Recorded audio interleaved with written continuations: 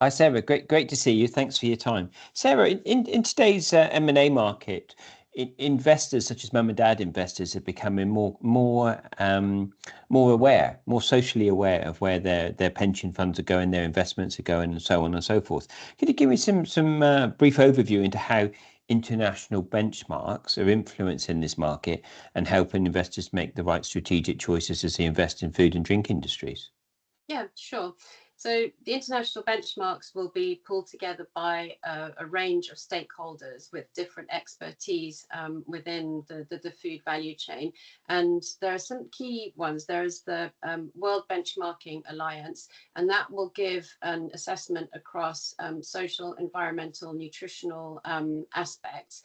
And that gives a comparison between companies within a particular category. So that's really important if you want to see what are the expectations of those large companies. And that benchmark is 350 of the largest agri-food businesses globally.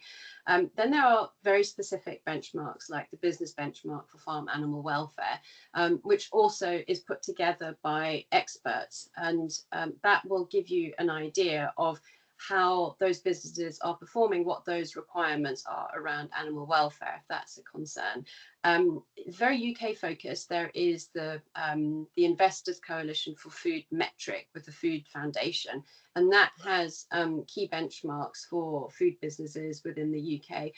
So it's all about understanding what those expectations are, what it takes to fulfill them, and if you are a food business, where your risks lie and whether you as an investor want to put your money into a business that can manage those risks appropriately. That's fantastic, Sarah. And I think it's becoming the power of the shareholders' voice now in where their investment funds are going.